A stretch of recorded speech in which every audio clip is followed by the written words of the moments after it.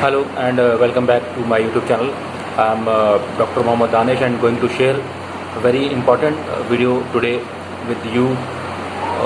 Today I am going to discuss a very important topic, that is how to get admission in PhD and what we should do to take admission in PhD.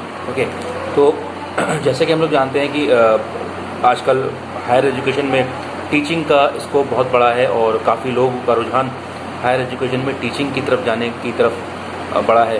अब उसमें जाने के क्या तरीके हैं वो आप सब जानते ही हैं कि सबसे पहले यूजीसी नेट की कंडीशन होती है, जिसमें कि आपको यूजीसी द्वारा निर्धारित एक नेशनल एलिजिबिलिटी टेस्ट आपको क्वालिफाई करना रहता है। और उसके अलावा यूनिवर्सिटीज़ पीएचडी में एडमिशन के लिए अपना एंट्रेंस टेस्ट भी कराती हैं। तो जैसे कि मैं अपनी पहली वीडियोज़ में भी बता चुका हूँ कि आपको अगर पीएचडी में एडमिशन लेना है तो आपको या तो एंट्रेंस टेस्ट क्वालिफाई करना होगा या आप यूजीसी नेट और जेआरएफ के थ्रू डायरेक्ट एडमिशन भी ले सकते हैं।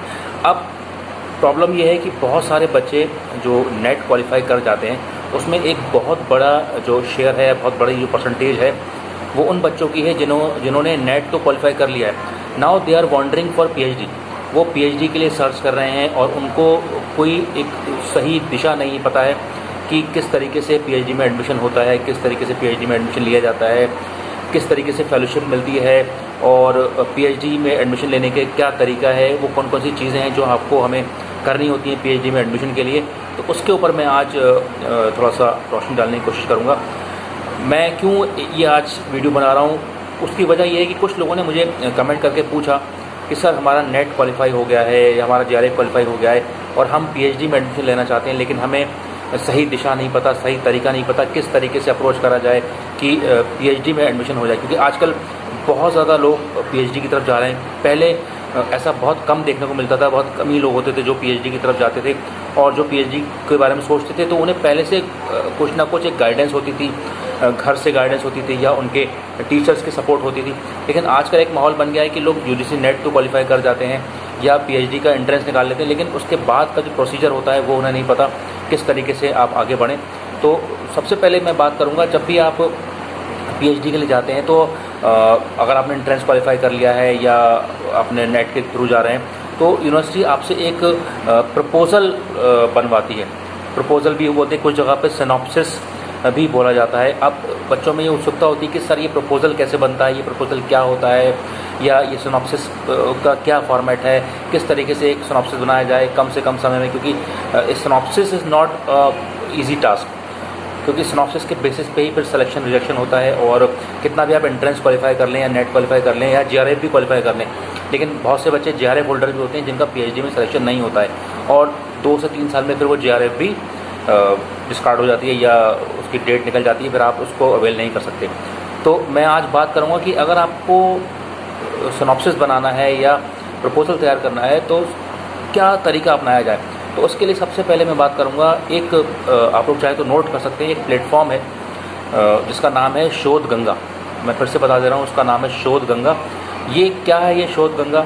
शोध गंगा जो एक इंटरनेट पे आप देखेंगे ऑनलाइन प्लेटफॉर्म है जहाँ पर इंडिया में जितनी भी थीसिस हैं, जितनी भी पीएचडीज़ हो रही हैं या हो चुकी हैं, तो ऑलमोस्ट उसकी जो एक कॉपी होती है वो शोध गंगा में अपलोड करी जाती है। ये एक रिक्वायरमेंट रहती है यूनिवर्सिटीज़ की तरफ से कि आपको शोध गंगा में अपनी थीसिस जो है वो अपलोड करनी है। तो सबसे पहला काम ये करना है कि आप जिस भी सब्जेक्ट के हैं, जिस भी विषय के हैं, चाहे वो साइंस स्ट्रीम के हों या आर्ट्स स्ट्रीम के हों या कॉमर्स स्ट्रीम के हों, किसी भी विषय के हों, हिंदी के, इंग्लिश के या किसी भाषा के, आप उस शोध गंगा प्लेटफॉर्म पर 3 से 4 थीसिस निकालने की कोशिश कीजिए जो जिस एरिया पे आप काम करना चाहते हैं या आपने तो सोच रखा है कि आपको इस एरिया पे पीएचडी करनी है, या अगर आपको नहीं भी मालूम है कि आपको किस एरिया में पीएचडी करनी है तो आप अपने सब्जेक्ट से रिलेटेड कुछ थीसिस जो हैं वो आप उस साइट से डाउनलोड करिए। अब आप सोच रहे होंगे थीसिस क्या होती है। थीसिस जो है वो एक आपके रिसर्च का जो आपका पूरा 4 से 5 साल में जो आप पीएचडी करेंगे उसका जो एक काम होता है वो लास्ट में एक रिपोर्ट की फॉर्म में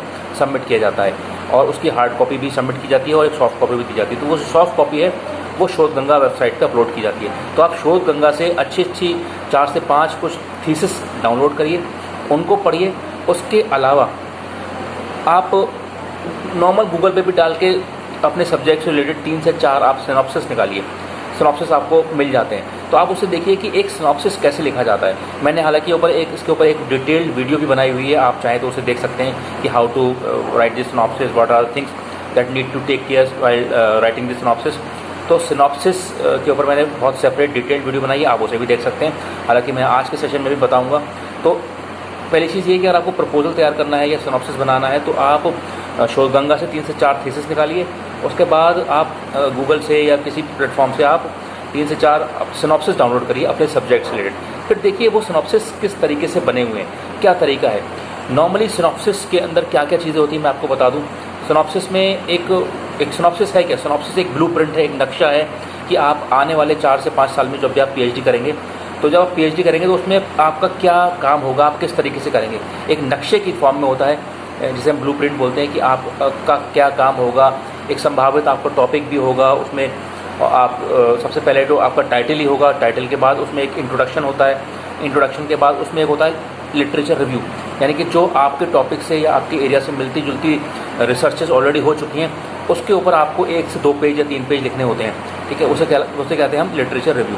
लिटरेचर रिव्यू के बाद फिर हम बात करते हैं कि आप किस प्रॉब्लम के ऊपर रिसर्च करने वाले हैं, किस प्रॉब्लम को आप आइडेंटिफाई करके उसके ऊपर पीएचडी करने वाले हैं। तो हमेशा एक याद रखिएगा पीएचडी जो है वो किसी न किसी एक गैप के ऊपर होती है या किसी न किसी एक प्रॉब्लम के ऊपर होती है।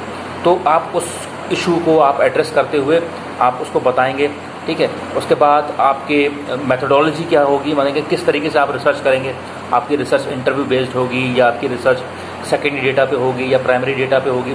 तो इस तरीके से रिसर्च मेथोडोलॉजी का एक पोर्शन रहता है उसमें। उसके बाद आपके रिसर्च की क्या सिग्निफिकेंस है, यानी क्या महत्व है, वो आप उसमें लिखेंगे। आपके रिसर्च का स्कोप क्या है वो लिखेंगे।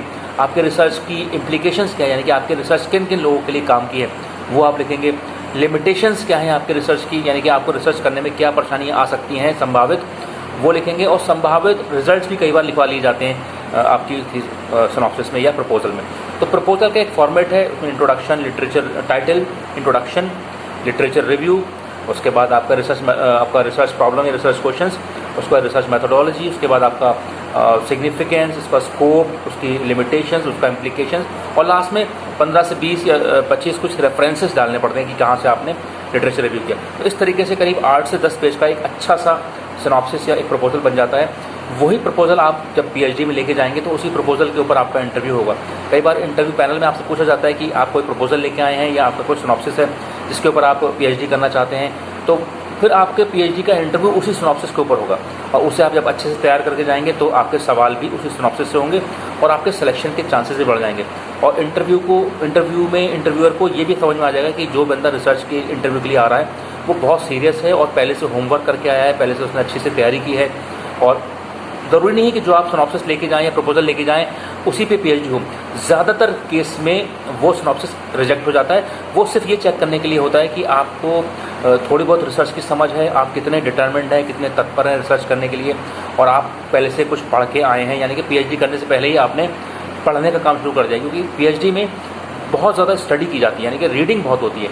तो इस चीज़ को भी चेक करा जाता है कि आप पहले से स्टडी करके आएँ। मैं अगर अपनी बात बताऊँ, जब मैंने पीएचडी में एडमिशन लिया और इंटरव्यू के लिए गया तो मैं भी एक 11 से 12 पेज का एक सिनॉप्सिस बना के लेके गया था। और मेरी जो पीएचडी हुई वो किसी और सिनॉप्सिस के ऊपर हुई, यानी किसी और दिशा में हुई। लेकिन उस सिनॉप्सिस से मुझे बहुत कुछ समझ में आया और इंटरव्यू में भी मेरे काफ़ी सवाल उसी से हुए। कुछ सवालों पर मैं अटका, कुछ सवालों पर मैंने अपने आप को डिफेंड किया और उसी के बेस पर मेरा जो है सिलेक्शन हुआ। मेरा भी जीआरएफ था, लेकिन जीआरएफ के बावजूद भी मुझे सिनॉप्सिस को डिफाइन करना पड़ा और सिनॉप्सिस के बेस पे सिलेक्शन हुआ। तो कहने से मुराद ये है कि सिनॉप्सिस या प्रपोजल जो है बहुत इंपॉर्टेंट थिंग है।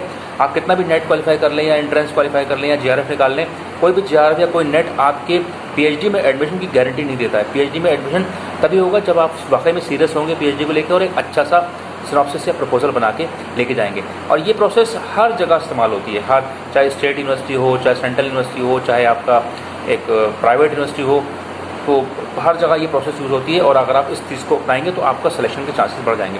उससे आपका नेट भी इस्तेमाल होगा, जीआरएफ भी इस्तेमाल होगा, और आपका अगर आपने एंट्रेंस क्वालिफाई किया है तो वो भी आपका वेस्ट नहीं जाएगा। और इस तरीके से आप आसानी से किसी भी अच्छी यूनिवर्सिटी में पीएचडी में एडमिशन ले सकते हैं, ठीक है। तो ये मैंने आपको आज बताई प्रोसेस के ऊपर। बाकी कैसे सिनॉप्सिस लिखते हैं इसके ऊपर मैंने डिटेल्ड एक वीडियो बना रखी है, और भी बहुत सारी चीज़ें मैंने अपने चैनल पे बहुत सारी वीडियोज़ में शेयर कर रखी है, आप वो भी देख सकते हैं। तो आज के लिए इतना ही। अगर आपको आज की वीडियो पसंद आई हो तो उसको ज़रूर लाइक करिएगा, शेयर करिएगा और सब्सक्राइब करिएगा मेरे channel Danish career counselling. Thank you very much. Thanks for watching.